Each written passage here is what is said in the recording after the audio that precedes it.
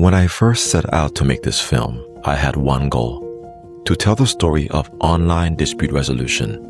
Not the story of any one person, the story of an idea, how something that sounds so ordinary now, resolving a conflict without ever being in the same room, was once unthinkable. I wanted to trace it back to the beginning.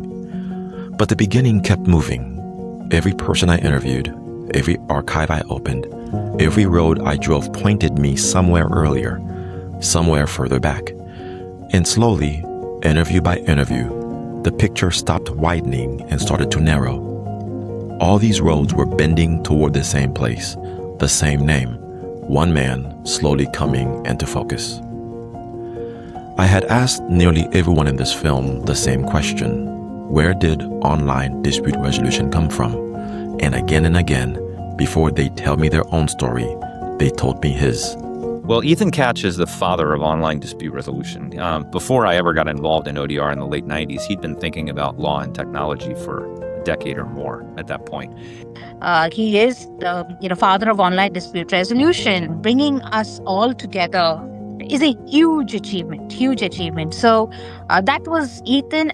I was talking with one of the guys working at that time with Ethan KATSH, the father of the ODR in the world. 3 continents, the same 3 words.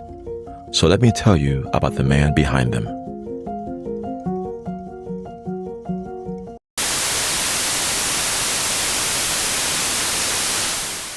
Long before the internet was public, before e-commerce, before anyone imagined settling a divorce or a fraud claim on a screen, there was a young law professor in Western Massachusetts who could not stop thinking about television.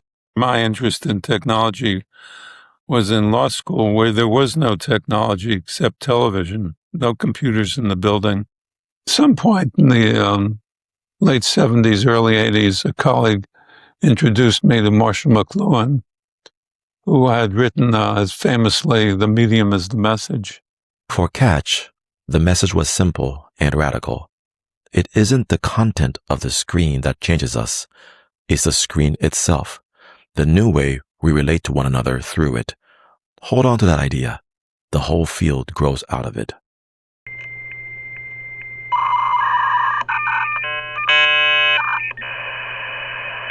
In 1989, the same year a company down the road in Brookline launched the world's first commercial internet provider, KATSH published his first book. Buried in chapter 2 was a line about conflict, that when you change how people relate, some things break down. He was describing disputes that did not yet exist on an internet the public could not yet use. He was always very entrepreneurial. I mean, he had one foot. I mean, he's very smart and likes thinking about things, but he was fascinated by the world of computers. But even before that, he was interested in, he created some games, simulations that could play. So I think he had one foot also in a world of practice, if you will. By the mid-1990s, the internet had been open to commerce, and with commerce came conflict. In 1996, a small foundation funded 3 experiments to test whether disputes could be resolved online. One grant went to UMass for something KATSH and his colleagues called the Online Ombuds Office.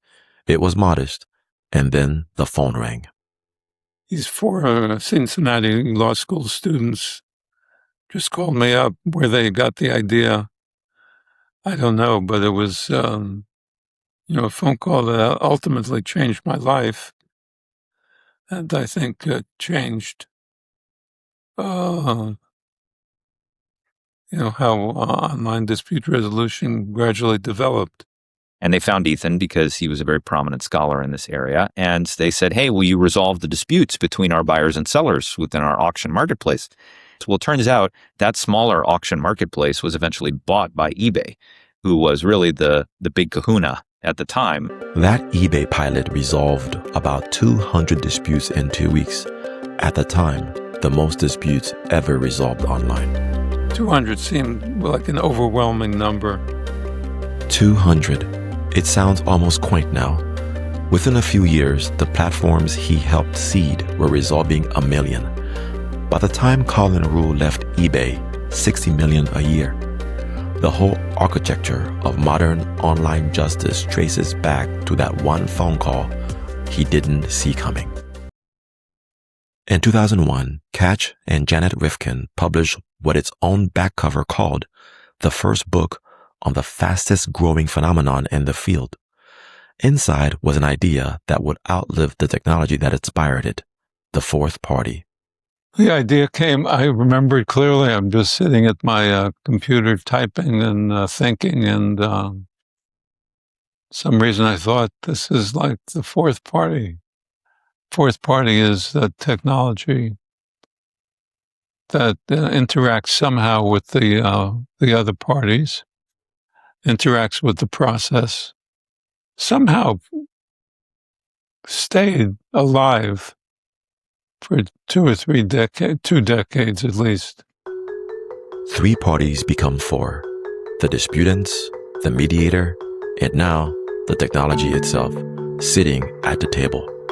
It's a concept the rest of the field has been arguing about and building on ever since. KATSH didn't just build a theory, he built a community.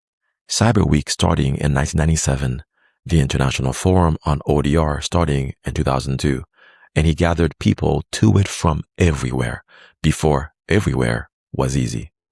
So I started reading a lot, including Ethan Katsch's book, the very first one. And it happened happily just a few weeks or months later.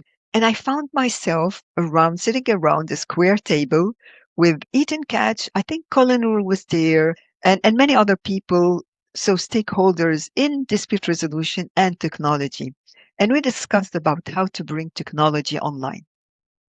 From that point on, we started meeting annually to share experience, research, knowledge in all sorts. The vision which Ethan had to make this as a global forum from day one was just fascinating. If you look at it, every single industry, you would start off with starting somewhere and then you will take it to a global level. But Ethan started off with a global level, right? And he brought in people from all across the globe and he made us travel with him. We became such a tight-knit family that, wherever we go, we would just like wait for that, meeting every year. One of the best things which has happened in my life. When Chitu later founded her own company, she named it CREK, C-R-E-K, for Colin Rule and Ethan Katsch, a tribute hidden in plain sight, the way you name a thing after the people who made it possible. When I finally sat with him, I asked Ethan the question everyone else had already answered for him. What did he think his legacy would be? Well, thanks to Colin, primarily, I'm generally thought of as the originator of ODR. I used to try to tell him to stop saying that, but he never would and never will. I'm getting credit more than I deserve to be credit for. I told him what Colin had said about standing on the shoulders of giants.